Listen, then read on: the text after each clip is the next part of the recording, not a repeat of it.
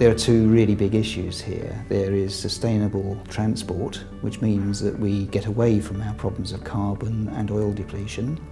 And there is also urban mobility, which means that we allow our cities to continue living and breathing. And those two things together, represent a really exciting challenge.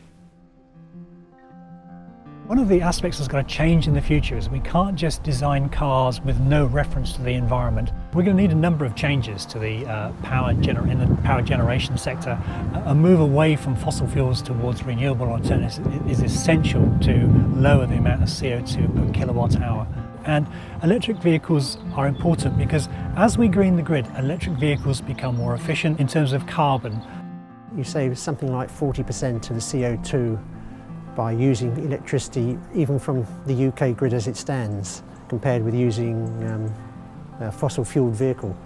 As we move forward, going to renewable energies, then that 40% will increase and we'll be saving an awful lot more. In terms of Arup and the big idea, it is to be able to develop truly sustainable transport solutions.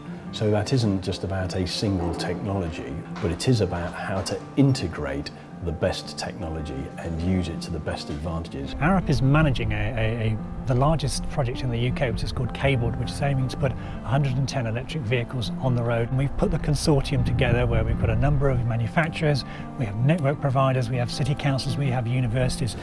At the moment it's really about trying to understand the impact that driving an electric vehicle has on your driving habits, and then to inform how future technology and infrastructure deployment can support just general members of the public as we move towards using electric vehicles every day. The Cabled demonstration project is obviously looking at personal transport and the decarbonisation of personal transport. As well as doing objective data gathering on the vehicles, we're also undertaking surveys and questionnaires with the users to understand how they felt working with the electric vehicles. As well as looking at dedicated charging points at home and at your place of work, we'll also be studying where are the most useful places in the public realm to put charging points, such as supermarkets, shopping centres or even the cinema. Given that the range of the vehicles at the moment is about 100 kilometres and the average journey in the UK is 14 kilometres, even with today's technology, electric vehicles are already ideal for the majority of people's urban journeys.